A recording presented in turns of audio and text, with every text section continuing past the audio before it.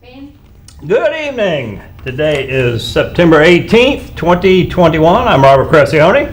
And I'm John Gatsis. Welcome to the show tonight. You know, this is Constitution Week. And you never know it. Well, I know, from the 17th through the 23rd. And as always, the fine ladies with the Petaway Halifax Resolves chapter of the Daughters of the American Revolution, the DAR, set up a display down at Braswell Memorial Library here in town. Okay. And it's a nice little display, and if you are so desirous that you're motivated to get a copy of the Constitution, you can swing by the library and pick one up for free. You know, I meant to bring one tonight. But the little pocket copies are very inexpensive. You can usually get them for free from someone. Yeah, because you probably can't find it online anymore. It's probably been, Yeah, Facebook will probably ban you if you try to sell it on there. And, Amazon's not far behind them. So. Right. But anyway, this is Constitution Week, and you know what? The solution is the Constitution. That's correct. Because the Constitution is not a list of what you can do. It's a list of what the government is limited to. And it's not a list of the things that they must do. Exactly. It's a list of things that they cannot do. Exactly. And it comprises most things. Most things. That's exactly right. You read the 10th Amendment, and that really puts the kibosh on a lot of the things that they are doing. You know, we are truly, and I was on the internet today, looking around for material for the show, which I had plenty already. I was going to say, that's not difficult. But it's like, the Marine General Chesty Puller would say, they're in front of us, they're behind us, they're on the right, they're on the left. We have plenty to shoot at. Right, can't get away from us now. Can't get away from us now, exactly. Right. And that's the way it is in this country right now, and it's interesting because I've been watching a little video series from Epic TV. Okay. And it's the dark origins of communism. All right. Well, most people think, the communists came around, in the early part of the 1900s. Right. Outgrowth of Marx and so forth. Yeah, with Marx and Engels and those characters. But the reality is, communism sprouted up before the French Revolution. That's right. In the 1700s. And if you study that, you see really glaring parallels to what's going on today in this country. Oh, absolutely. Well, if I'm not mistaken, the original settlements in this country, like the original Jamestown settlement, was basically an exercise in communist experimentation, failed miserably. Cost numerous lives, and they realized that you cannot get productivity from people, number one, who are not rewarded for their effort. Right. And number two, who you have handouts to support. That's correct. They're just not going to work. I'm sorry. It's human nature. It's animal nature. Look at cats and dogs. How lazy they become. That's right. When they know they have food. That's right. Well, or a better example is bears in the national parks. Absolutely. Okay.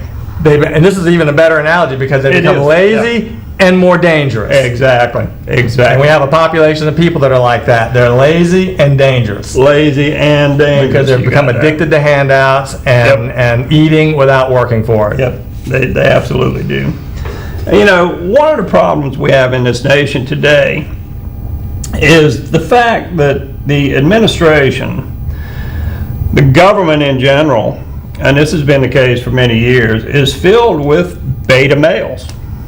And by beta males, I mean people who, there's a whole description of what a beta male is. Well, that's actually a legitimate cycle, a hierarchy in animal kingdoms. Anybody who deals with dogs knows about the alpha male and the beta, and it goes all the way through gamma. There's a whole hierarchy of these types that behavior and aggression and all the different subtypes and all. So yeah, absolutely, I would say beta males predominate in our culture right now. They do. In the institutions, anyway. In the institutions, absolutely. And corporate America. Yeah, corporate America is filled with beta males now who have ascended to the level of their incompetence, essentially. Yeah. That is a true principle. People excel until they reach the level of their incompetence, which is their last promotion. Right. Very often they fail. They fail miserably, do a terrible job. But speaking of beta males, the Biden administration is filled with beta males. Right. It's really the beta male administration. It absolutely is. And I want to throw this graphic up. Brittany, if you'll throw up the Biden administration. Yeah. Look at this post that really does. Beta males and one severely disturbed, mentally disturbed right. I'm not sure. individual. That's just the one that needs. I mean, it's like which does not belong. Which doesn't belong and why? The old Bernard Gert bit, from Don Imus's show. Which doesn't belong and why? Well, that one is pretty obvious, but if you look at this.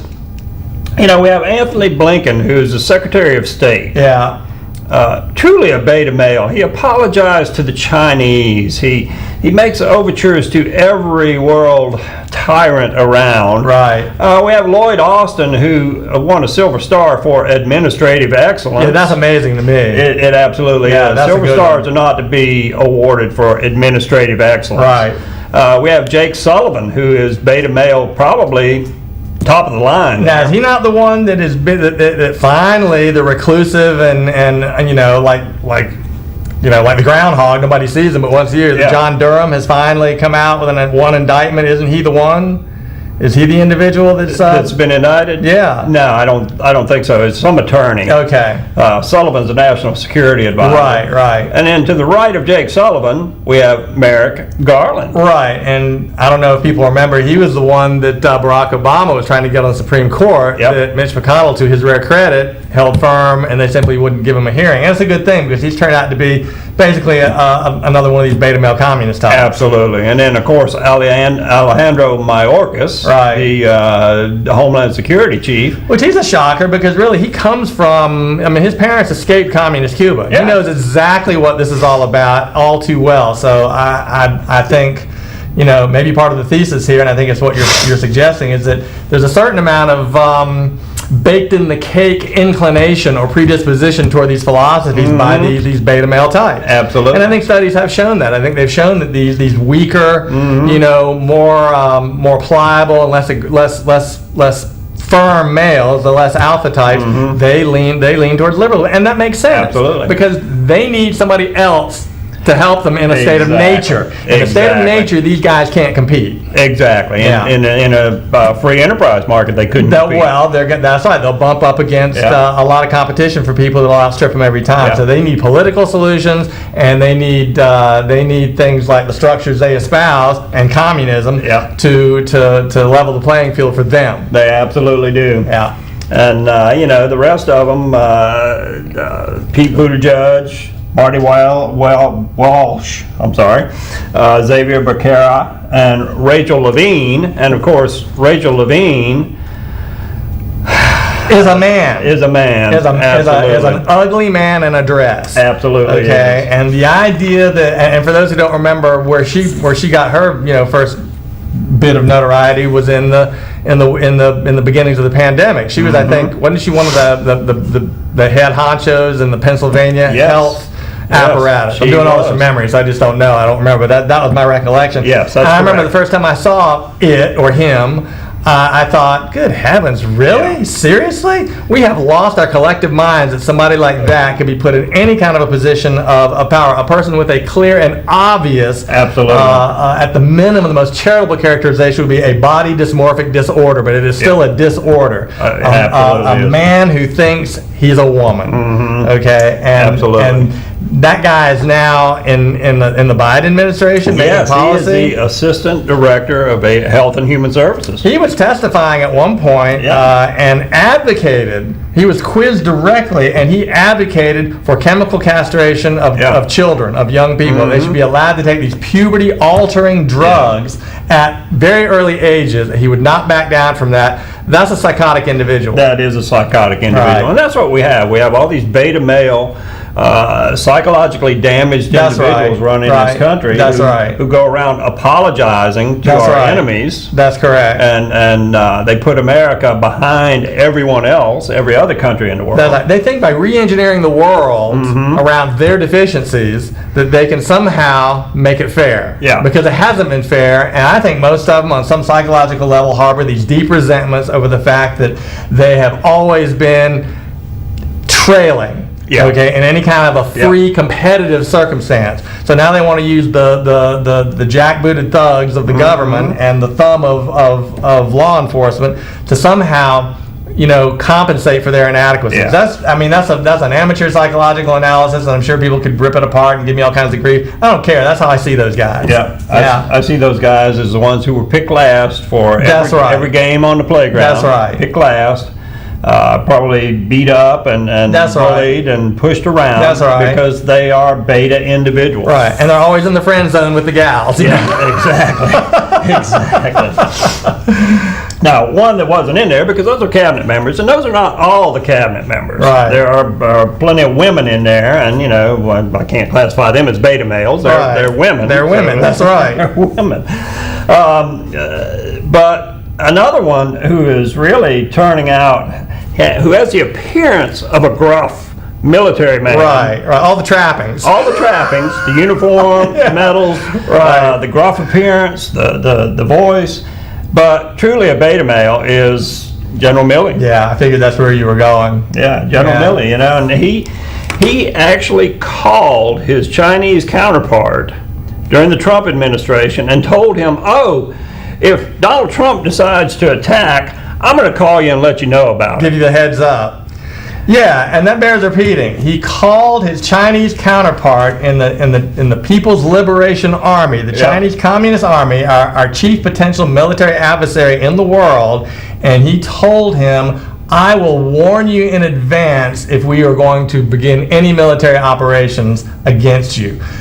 Okay, that is, under any set of circumstances, that is treason. First of all, there was the idea that was even something that was on the table. Oh, yeah. Okay, is ridiculous. But even if it were on the table, at best, at most, this is a 50-50 country right now. President Trump was elected. Duly elected by the processes that we've always elected presidents in this country. He won fair and square. There's no Russian collusion. That's all nonsense. That's right. So even if he had completely, for some reason decided that was an appropriate action to take, okay, that would have still been treason. Right. I mean, that's the whole point of our system and of the hierarchy and of our civilian control of the military. Yeah. Okay, that's supposed to be the whole point of that. Right. Okay, so for General Milley, who, if anybody hasn't been paying attention, he's completely down with all the woke nonsense, the reading, what's his name, Ibrahim Kendi, sort of the father of this critical race theory nonsense, and he is absolutely a disgusting traitorous individual. In any normal context or setting, he'd probably be hanged. Yeah. Okay, but at the minimum, he should be stripped of his duties and should be forced to resign. Absolutely. Unbelievable that he would do that. I think he should be court-martialed. Yeah, absolutely. For treason. Absolutely. I believe that he committed treason. Absolutely, he did. And look what the media did when one of Trump's appointed cabinet members placed a call to his Russian counterpart. Right, Michael Flynn, General Flynn. To introduce himself. Right, they turned that into a whole pretext and they still haven't, still are harassing him over that. It took Trump pardoning General Flynn for him not to end up in jail. Yeah. Okay, because that communist judge up there in Washington, D.C., Emmett Sullivan, kept pursuing the case against him, even though the Department of Justice dropped the case. They said, well, you can't drop the case. I'm not allowing you to. And they can, unbelievable double standard. Oh, it is. And it shows you that the people that are in charge right now are communist traitors to this country. I'm sorry, there's no other way to characterize it. That's exactly what they are. You're right. There is no other way to characterize it. They are communist traitors, and that's why I think it's so important that you look at the origins of communism. Go back to before the French Revolution. Go to Epic TV and watch those series. They're 10-minute videos. They're 10-minute videos. If you can't spend 10 minutes educating yourself, then you're part of the problem. Then you're part of the problem, and please don't vote. Right. Please don't vote. But, on top of that, we have allowed communists to infiltrate Congress.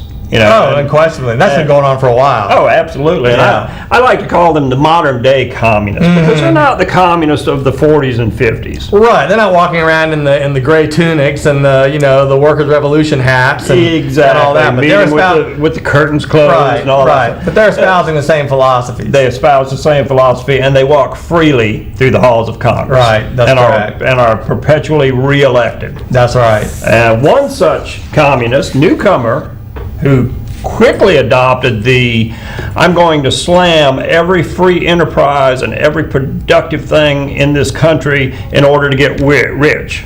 And that's AOC. Yeah. AOC. She's done the same stick that Al Gore and Barack Obama and everyone else has done, that Barack Obama, in his attack on free enterprise and productive individuals, he got a $50 million book deal out of it. Right. Well, all the communists throughout history have actually been, it's amazing what people don't understand about communism. Communism is just a system where you have one giant monopolistic company called the government. Exactly. Okay, and the people who are in charge of that company are also in charge of the military and the guns. Yep. And you would think that liberals would instinctively recoil at that, but they're not smart enough, frankly, to discern between these labels and these mantras of egalitarianism and equality for all, and what is really going on. And what is really going on? Look, there was a joke that Leonid Brezhnev used to tell, okay, who was the premier of the Soviet Union back in the day. He was one of the last. One of the last of those sort of bushy eyebrow, characteristic, typical archetypical communists. The old school Soviet. Right. He was showing his mother, the dacha, which is a big, palatial estate in Russia, and his helicopter, and all these things. She said, "But son, what happens if the communists come back?" Right? In other words, they had achieved their status of controlling the wealth and power of the nation in the name of this egalitarian Marxist concept, which basically creates a tiny 1 or 2% class and a bunch of serfs. Yeah. Okay? And that's what they're trying to do here. That's what all Marxist revolutions are. AOC is a prime example of that, only she's so dumb and unself-aware, okay, that she can't even see what a fool she looks like walking around in that dress that says tax the rich at a $35,000 a ticket gala at the Met. At the Met, okay, it's just I keep expecting to wake up, and go, oh wow, I've been in some kind of a bizarre, Mark Twain dream here. I know. I was going to grab that graphic and put it on the screen, but I figured everyone is bound to have seen that. Right. She looks like she's wearing she looks like she's wearing a Chick-fil-A bag that got tossed in the trash. She does. And it's interesting. I was listening to Dinesh D'Souza, and he had a little different take on that dress. Okay. And what he sees that is a racial attack. The dress is stark white. Yeah. The tax the rich is etched in blood. Okay. He sees that as a message that, hey, all the white productive individuals in this country, we're coming for you. Right. Well, coming for you, and I can see that a little bit. Well, whether that's the intent of the message or not. Subliminally, that's right. And whether that's the intent of that or not, that's certainly what they want to do, and that's what they're saying. They're stating it. They're stating as much. Absolutely. AOC is just she's kind of a twit. Oh, absolutely. Yeah, she needs to be pouring drinks at a bar somewhere in the Bronx, which is what she was doing before she got elected to Congress. And you got to remember, she auditioned for that part. Yeah, you have to research her a little bit. She didn't work for that part. The Democrat, the United Democrats of something or other, I can't remember what the organization was, they actually asked for audition tapes. Yes. Footage, and they picked her.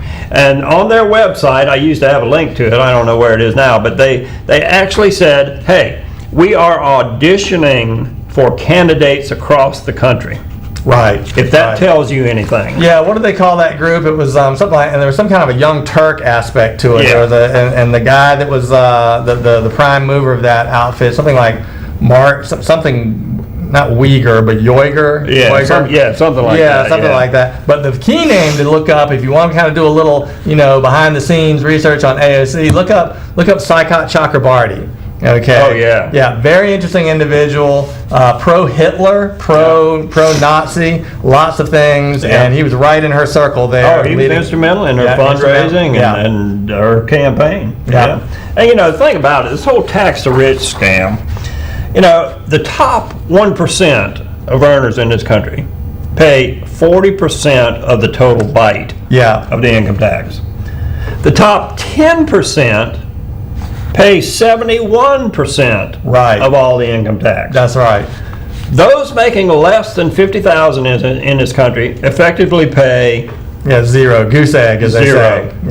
Zero. So who do you think is paying the taxes right now? That's correct. The bulk of the taxes, like the bulk of business in this country, is the small earner. It is what I like to call the working rich. The working rich. Okay, that's people right. who really hustle. You know, maybe they've gotten an MD and they're a surgeon and they're making $300,000-$400,000 a year. They've got a business that they're being successful with, or they're a traveling salesperson who can earn quite well. They make a lot of money and they pay a lot of taxes. They pay the bulk of these taxes, but they don't really need to levy taxes because they really do all their spending through inflation, through Fed policy printing money. So really, absolutely correct. I'll end with this thought. The tax policy is really a mechanism for social engineering. That's all it is. Absolutely is. And we got to take a little break, and when we come back, we're going to talk about the intentional prolonging of the COVID pandemic, and we've got proof positive of that. Okay. They cannot be denied. So stay tuned for more America in Danger. We'll be right back.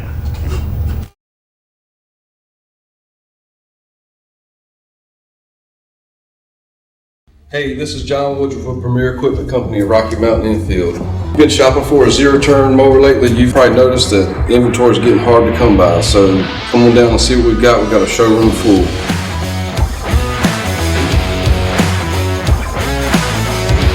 We have a showroom full of Exmark and Grasshopper zero-turn mowers. Everything from commercial to residential, everything in between. We've got a good relationship with our distributors. They tell us when we sell these, they've got more on the way. If you've been in the market for a zero-turn mower, come see me, John Woodruff, Premier Equipment. Premier Equipment is open during the week from 8 to 5:30 and on the weekends from 8 to 12.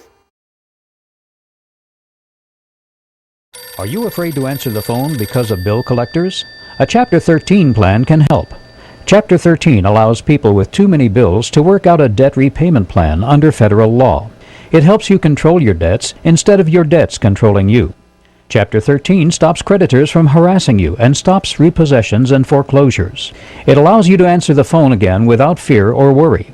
Call H. Frank Allen, Attorney at Law, a debt relief agency providing bankruptcy relief under the Bankruptcy Code.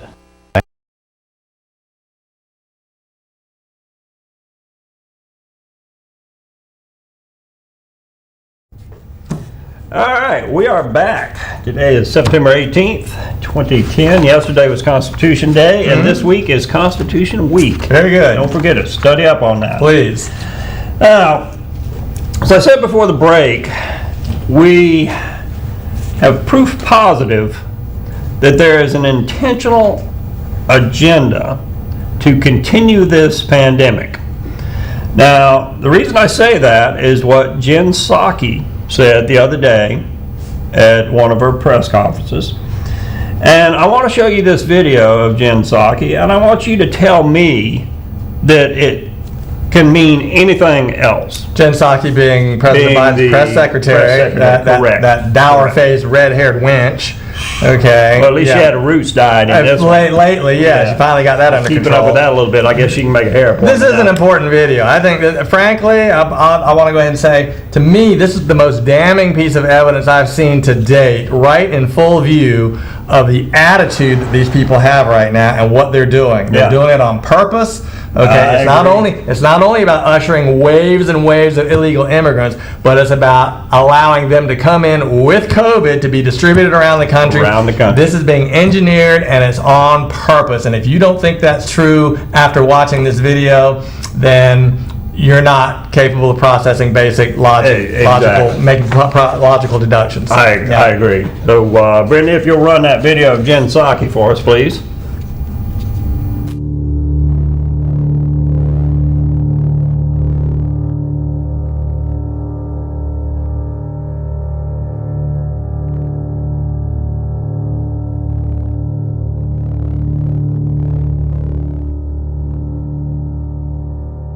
Why is it that you're trying to require anybody with a job or anybody who goes to school to get the COVID-19 vaccine, but you are not requiring that of migrants that continue walking across the southern border into the country.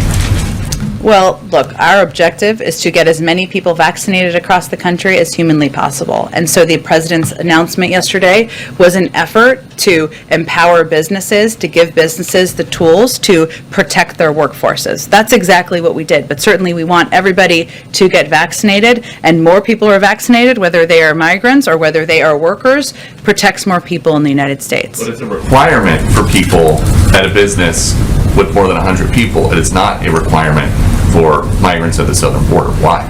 That's correct. That's correct. That's correct. That's correct. That's correct. That's correct.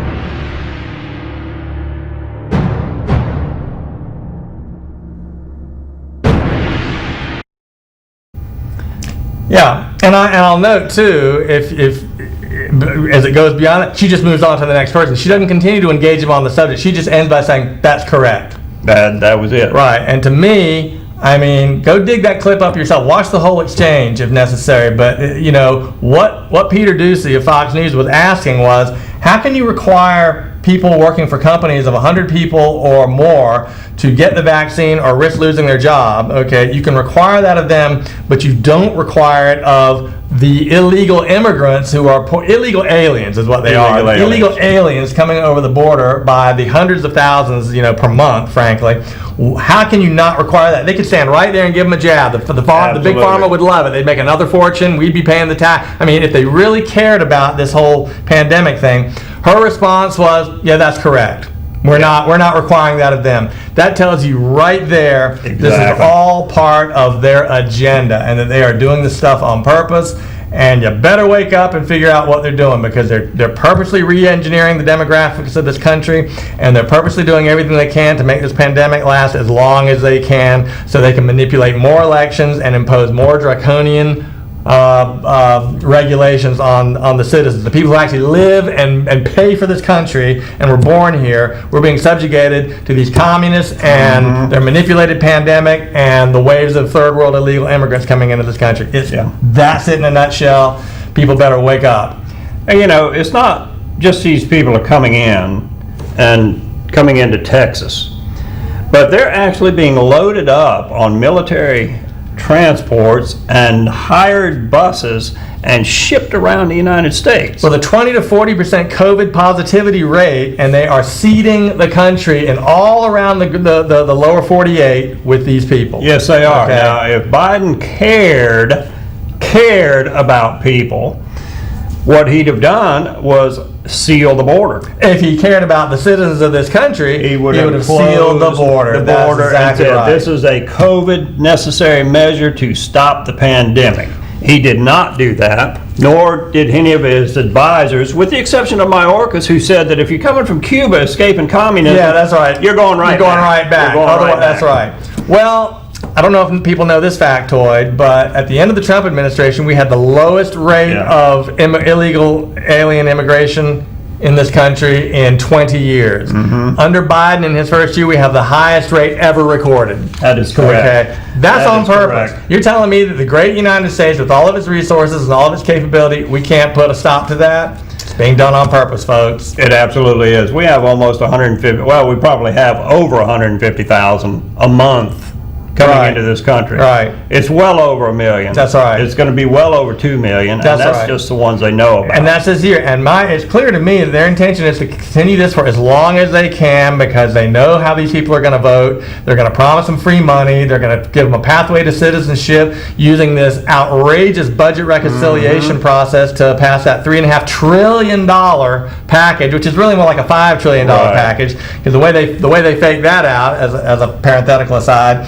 they stop the funding in the bill. They stop the funding at certain dates certain, so that it comes out at $3.5 trillion. But really, they're not going to end the funding. Right, absolutely. So that's a $5 trillion spending package they're putting forth, and embedded in there is lots of money for illegal aliens and a path to citizenship. Yep. That is the same as putting the enemies of your country in charge, and these people are the enemies of this country that are running it right now. They absolutely are. And think about this for a minute.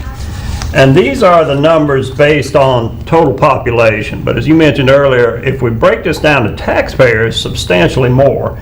But if you're having a child today that child is going to be born with a $66,874 debt. Right. That's the national debt broken down by everyone. All right.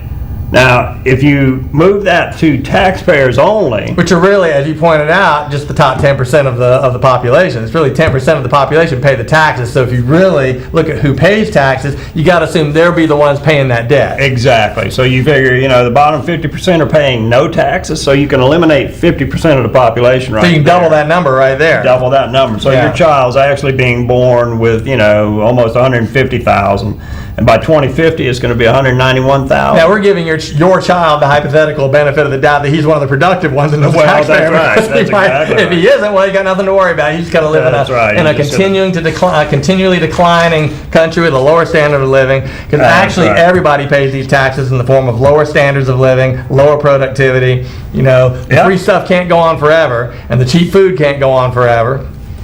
All right, we got a call. Let's All take right, this good. call. Thanks for calling American Danger. You're on the air. What's on your mind tonight?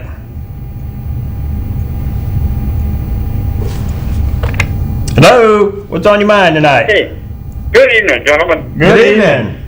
I just wanted you to know that somebody's watching, and God bless you, and you have a good day. Thank you. All right, well, thank you very much. Thank you All very right. much. How about now? You have a good evening, too. Well, I appreciate that. A little validation there. It's nice to know Yeah, somebody. there you go. Yeah. Yeah, and of course, somebody calls and says, well, we think you guys are the dumbest people on earth. Well, that's We're fine, ready for that, too. Ready for that, too. That's You know right. what? But, talking about this prolonged pandemic, Yeah. and it is being prolonged. Being extended, yeah. They rushed the vaccine. We have a vaccine now that's not an immunization against COVID. All right. It's simply maybe going to diminish the severity a little bit. Yeah, well, it's a moving goalpost situation. I mean, every Absolutely. time I turn around, I'm hearing new things about it. And Yeah. now I'm being told I need a third booster shot. Well, I'm going to tell you where they can jump Right. before I take a third booster shot. Right. The first two about killed me. I'm not taking another one. Well, I haven't taken it yet. I'm one of the vaccine hesitant, and I'm not, just for the record, I'm not against the science of vaccines. I've had all the normal vaccines. I believe that tricking your immune system into thinking you've been infected with something is a very smart, good practice. But these vaccines are atraditional. They're mRNA vaccines, the inventor of which, Robert Malone, has said, yeah, there's questions about it. I'd be very careful about taking it. He's advised. I've heard a number of interesting takes on this by virologists. I heard a virologist discussing it the other day on one of the radio shows, and his take was fascinating. But fundamentally, he was saying you really shouldn't be aggressively pursuing a vaccine in the middle of a pandemic. Okay, because it forces, through mechanisms of natural selection, it forces variants to be created that are more virulent and create a problem for the population. He had a whole interesting take on it. Yeah. I don't profess to have all the nuances down on this subject, but I know that you can't untake the vaccine. Well, that's and I right. know that I don't trust the authorities. And I know that I don't trust any of these people. They lie. Look. What about, okay? As an example of their lying, we just found out that a drone strike that was supposed to have taken out an ISIS-K contingent, turns out it killed a bunch of kids. Okay, they lie and they lie. 7 children. I mean, that would have been good footage for tonight's show. They got footage of that. What's his name? Kirby, the Pentagon spokesman. I mean, bald-faced lying. We know for a fact those were ISIS-K, operatives. They started them out pretty young. Right. So with those kind of flagrant lies, Yeah. okay, why am I supposed to believe them on all this COVID stuff? I just don't. Exactly. I don't believe them. It's not that I think that the vaccine is engineering our death in 10 years or any of that, but I don't trust it. It's not proven, and I think you have to assess your own circumstances and make a decision about whether or not you think you are at risk substantially Right. in the event that you get an infection with COVID. And if you're not obese and you don't have other comorbidities, you're probably going to make it. You're probably going to be Right. fine. I mean, frankly, I'm taking those chances, and that's supposed to be my right under our heretofore system of liberty and personal choice. The original SARS-CoV-2 had less than a 1% fatality rate. Right. So if you look at the number of cases and the number of people that have died from it, then really 1%. I mean, there are a lot of diseases out there that you don't have even, That's correct. that much of a chance. That's to survive. correct. And most people across all spectra, even those that are vulnerable, most people experience mild disease and get over it. That's right. Okay. And now they have many more treatment protocols now. If you can find doctors that will engage in them. Well, and really the medical profession is turning into a little bit of a torch carrier for these authoritarians. It is. We keep hearing about, Idaho, the hospitals are just overrun, overloaded. Well, Idaho is not really a heavily populated state. No. And most small town hospitals, their emergency rooms, they might Modest have at best, couple beds. 4 examining rooms at the most, and the hospital itself doesn't have that many beds. So when they talk about these hospitals being overwhelmed, you need to get some perspective on that. They need to qualify that, what exactly they're talking about. Well, how many beds are in there? Right. How many physicians work there? Right. They love to run these headlines about that. But, get this, Idaho, because their hospitals are overwhelmed, they've received approval to ration healthcare, ration treatment of COVID. So if they don't think you have a good chance of surviving, you're out on your own. Well, you have some of these people saying, well, you're not vaccinated, so you kind of, you're morally, can you imagine applying that same standard to all the other plethora of self-inflicted diseases that we tolerate in our society? All the sexually transmitted diseases and all the diseases that come from poor, from poor diet and all that. We don't impose any judgment on that. In fact, we tax people to make them pay for the care of irresponsible people. That's right. But somehow somebody has a concern about jabbing themselves with a vaccine that's kind of borderline unproven, whose efficacy is quickly manifesting as not being very effective. Right. Okay. Right. The immunity might last a couple months, if that. Now they want you to take a booster shot. Yeah, and even with the Delta variant, there's no immunity to the Delta variant. Right. And it's interesting because they say, if you get the Delta variant, it's going to be a mild case. Right. It'll be much milder if you're vaccinated. Right. Well, early on in this vaccination thing, people were complaining about the reaction that they had. So a lot of these medical staff and individuals were parroting this. They were saying, if you have a strong immune system, you're going to have a really severe reaction to this vaccine. Right. And now they're saying, well, if you have the vaccine, you're only going to get a mild case. Yeah, I've got to question both of those. Well, I do too. I do. But something you did say that jogged a thought, about medical staff. Is it not lost on people that a large number of people who are refusing the vaccine are people who are in the front lines of medical care? Exactly. Lots of nurses, lots of people, they're quitting their jobs rather than be forced to take that vaccine. Now, these aren't medically illiterate people. These are people who that's right. actually have boots on the ground experience and have certainly more exposure and understanding to these situations than you or I and most members of the population. Yes, the fact that they're not willing to take the vaccine, that's a big red flag to me. Absolutely. It just is. I'm sorry. In fact, I saw an article, I thought I had it with me tonight, but there's one hospital that's losing 127 of their nursing staff. Right. Because they won't take the vaccine. Right. And it's become mandatory. Right. So when you have 127 people walk off the job, if it's one or two, you can think, well, statistical flyers. Right. But 127 from one hospital, and I can't remember where that was. If somebody knows where that was, call us and let us know, because I can't remember. I thought I had printed the article out, but apparently not. But it just doesn't make sense. Teachers are leaving because of the vaccine mandate and the CRT mandate. Critical race theory, there's critical race theory. So they're leaving, and what I understand is that there is high demand for those teachers. Well, and that'll actually bear out in real time something I've always alleged, because we always hear about teachers, they don't get paid enough. Well, teachers would get paid quite well if they operated in the free market and competed for their jobs based on their skill, and like everybody else, rather than just be a government paid civil servant. Exactly. We got a caller coming in. Good. Hello, caller. Do you know what the hospital that's losing 127 people is? Hey, Cressionnie and Mr. John Gatsis. Indeed. Hey, my brother. How you doing? Look, my name is Gary, and I know doggone well you kin to one of my old friends, a former Brigadier General, Andrew Gatsis, that sailed Lafayette Circle. That's correct. He is my father. He is my father. That's correct. Are you his son, his nephew, or what? He's my father. He was my father. He passed in 2010. He was a wonderful man, my brother. I agree. Thank you for the call. That's very kind of you to call in and say that. I know with a name like Gatsis, because your daddy told me all about him. He had a 1973 Pontiac. He used to be stationed in Hawaii. That's correct. It was a green Pontiac Le Mans. It was with the Venetian blind effect on the back window. That's right. That's right. That's the one. And Robert Cressionnie, hey, my brother, I appreciate you, my brother. Well, thank you. Hey, man, I Thank love you guys. Y'all are military, savvy. And Mr. Gatsis, I loved your daddy, brother.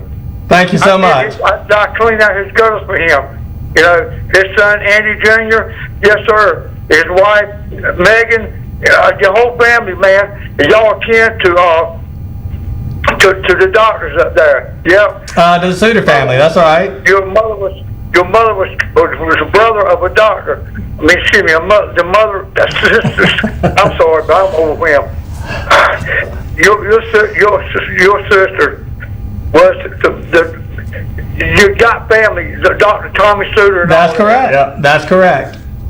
Thank you. That is thank correct. you. Well, thank you. Well, that was. Thank you for calling. We appreciate that. I think that was good evening. we have a fan, which I certainly appreciate. It's not something I'm accustomed to. No, normally it's quite the opposite. Yeah. So anyway, we definitely appreciate that. Thank you very much. Absolutely. Thanks for calling.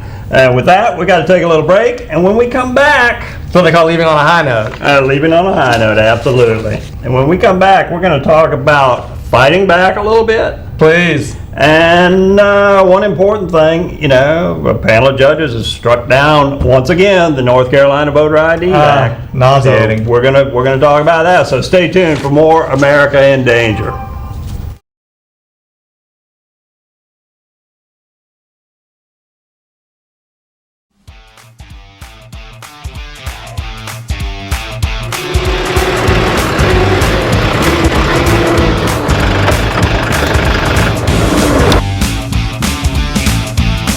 This is Nicholas Bellamy at Premier Equipment. I'm going to talk about the 4540 Mahindra. It's 38 horsepower, full cylinder engine. The weight of this tractor is 4,000 pounds. This tractor is perfect for bush hogging, distance, small garden, a hunting club tractor. Comes with a 7-year warranty, 2-year bumper to bumper, additional 5-year on the powertrain. You can have this tractor for $200 a month, and we have 20 of these tractors in stock. Premier Equipment is open during the week from 8 to 5:30 and on the weekends from 8 to 12. Are you afraid to answer the phone because of bill collectors? A Chapter 13 plan can help. Chapter 13 allows people with too many bills to work out a debt repayment plan under federal law. It helps you control your debts instead of your debts controlling you. Chapter 13 stops creditors from harassing you and stops repossessions and foreclosures. It allows you to answer the phone again without fear or worry. Call H. Frank Allen, Attorney at Law, a debt relief agency providing bankruptcy relief under the Bankruptcy Code.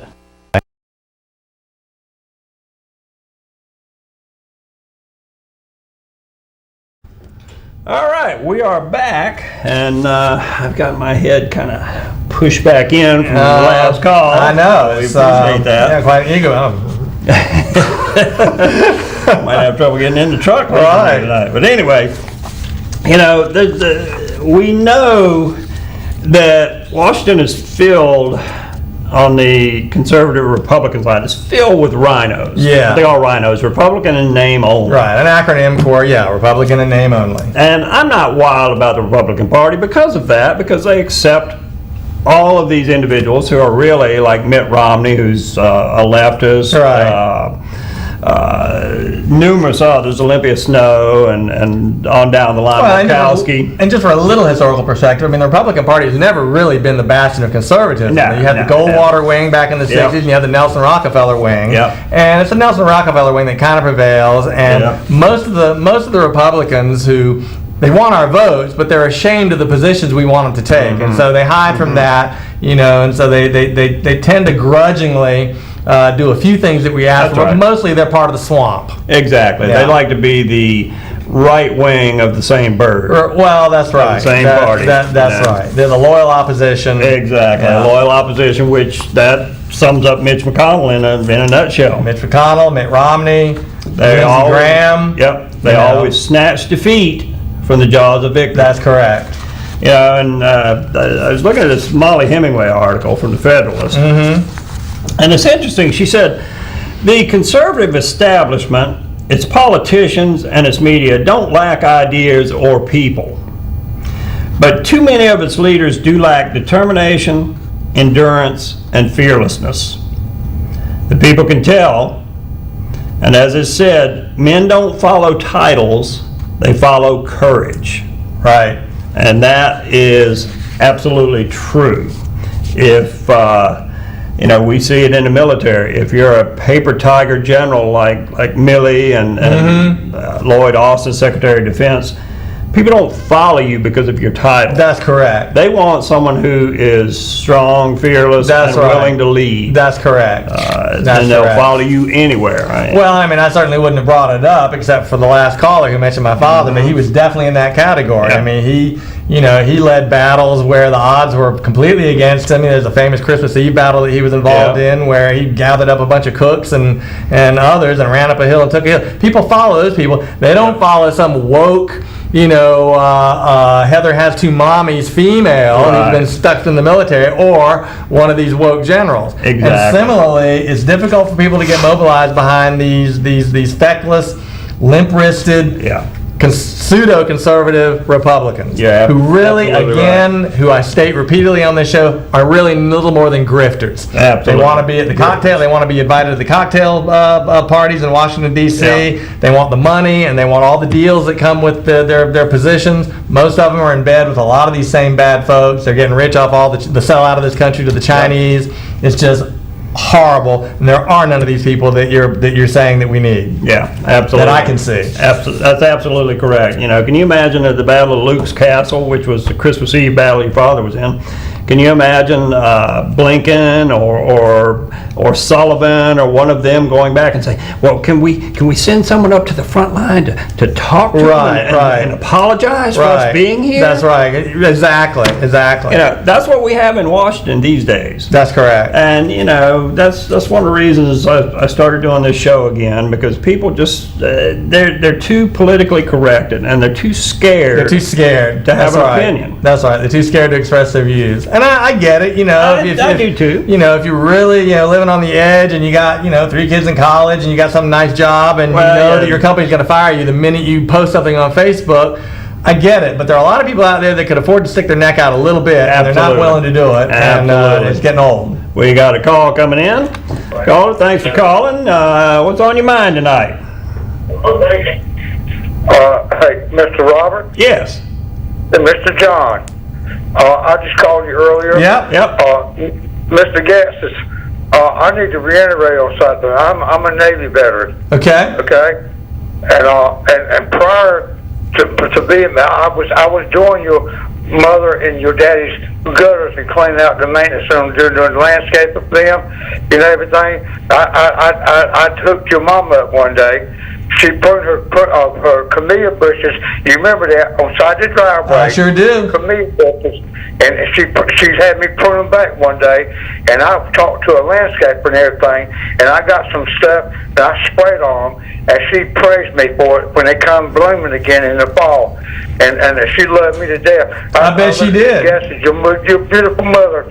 And I told her, honey, you don't owe me nothing. This is a blessing for me because God gave me knowledge to use this to help you out because I love your husband, because I love my veterans, my brother. I love my veterans.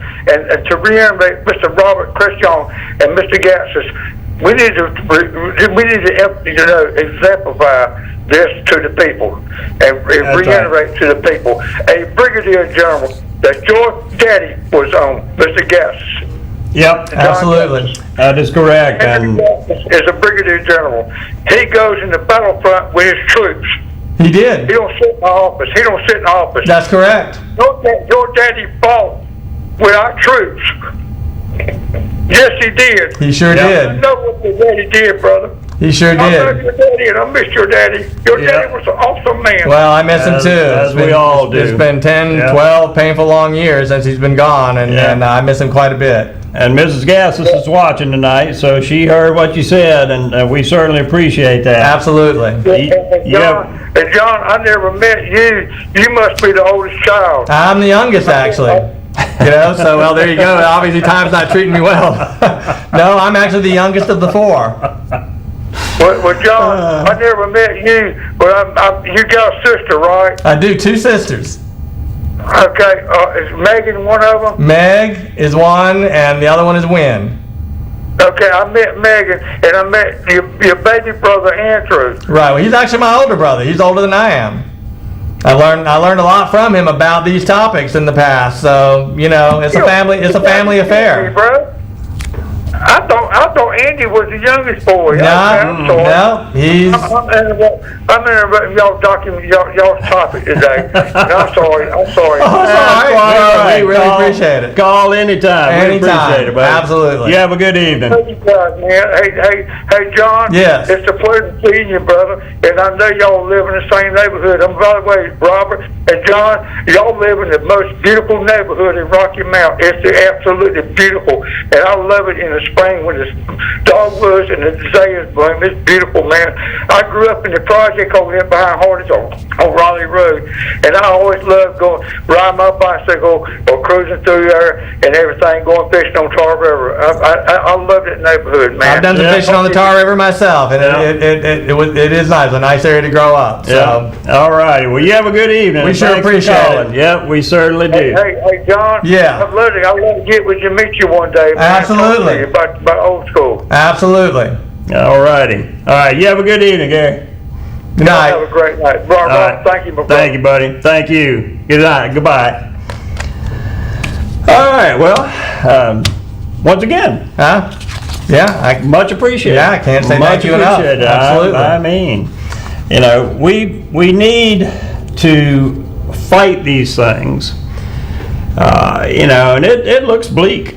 I won't lie about that. It looks very bleak. We have communists in Washington. Yep. We have communists in industry and the corporate America. Right. We have communist big tech out there. The universities have been dominated by communists for an extended period of time, many years. That's kind of where I think we may have, if it ever comes down to analyzing this thing in retrospect, that's going to be where we say that was our biggest vulnerability and where we messed up the most is letting these communists take over the university. Absolutely, and we've got plenty in the lower grade schools as well. Oh yeah. There's just no end to that. But I wanted to get this in tonight. North Carolina passed a voter ID law. Right, actually a constitutional amendment. Constitutional amendment to our Constitution, to North Carolina. It was put to a ballot. Yep. We voted on it. Yep. And it was passed, and it passed the vote by 4 million votes. Right. Now that's out of a population of 10, I think 11, close to 11 million is the population of North Carolina. And it won by 4 million votes. 4 million votes. That's 4 million votes more than those who voted against it. Right.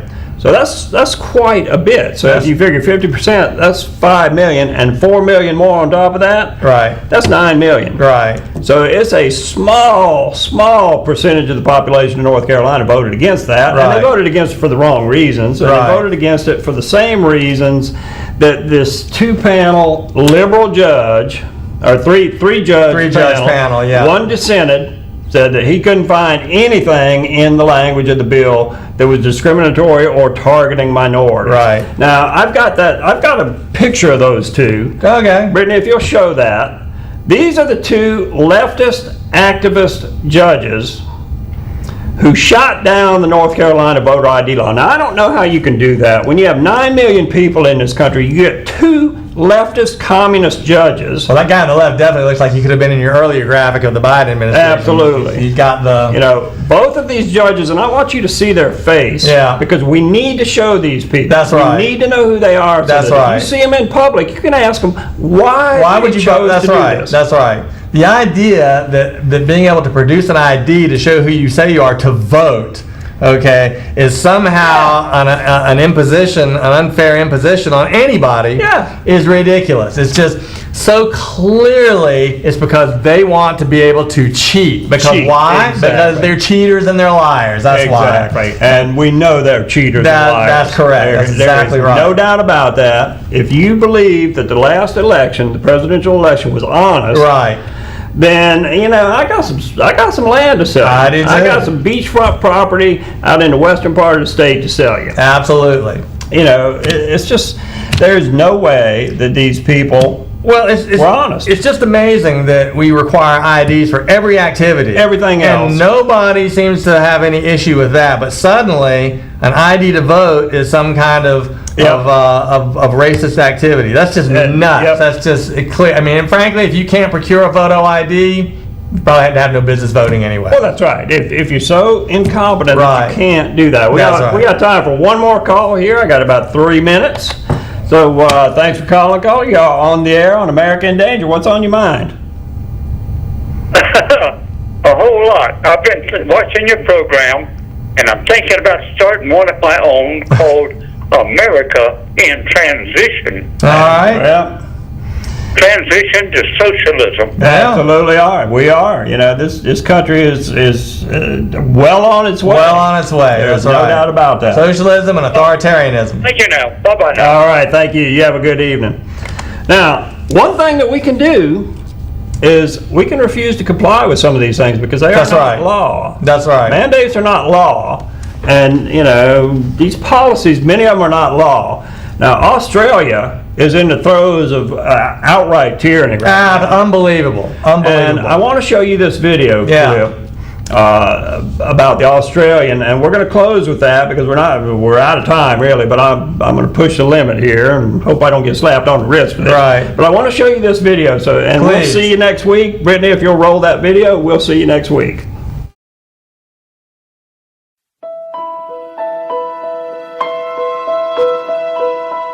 Have you heard about what's happening in Australia? Children are being taken from their parents to go get the shot.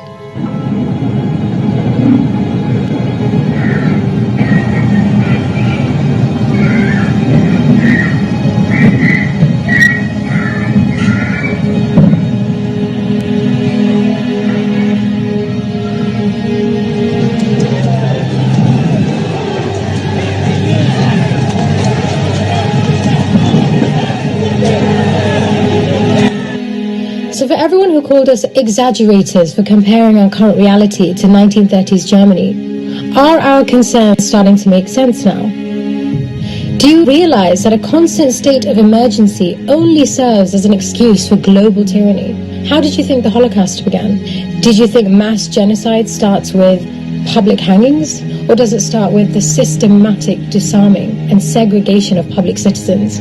So to those people I ask, are you going to hide your children like they hid the Jews? Australia is now the test model for this martial law to be rolled out globally. Rather than locking down 100% of the population for an illness with a 99% survival rate, why don't the 0.2% people that are truly at risk of dying from the virus simply stay home? For all we care, you can wear your 5 cheetah masks, take your 57th booster shot. You don't need a government mandate to be a neurotic recluse. People really need to understand that it is our compliance which is causing this perpetual process of medical tyranny. Let's not forget that the end goal is the V-passport. Without the V-passport, absolute medical fascism cannot be established. Without the passport, they have no leverage over the people. Without the passport, they have no advantage and authority to dictate the basic aspects of our lives. So it's imperative that we understand that it is the passports that are most crucial to initiate the Great Reset. Without a papers, please social credit system in check, their New World Order just falls apart. And if that seems like too much of a conspiracy theory to you, please explain to me why globalist institutions like the World Economic Forum are so excited calling the pandemic an opportunity. An opportunity for what? This whole psychological operation was strategically created to make you exhausted. Exhausted to the point where you give in and take a shot. And it was James Madison who once said that if tyranny and oppression ever come to this land, It will come in the guise of fighting a foreign enemy.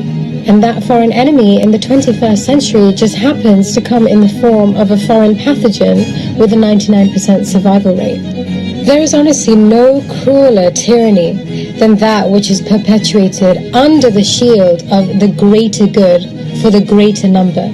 So this is really just a friendly reminder that government officials aren't these benevolent leaders with your best interest at heart.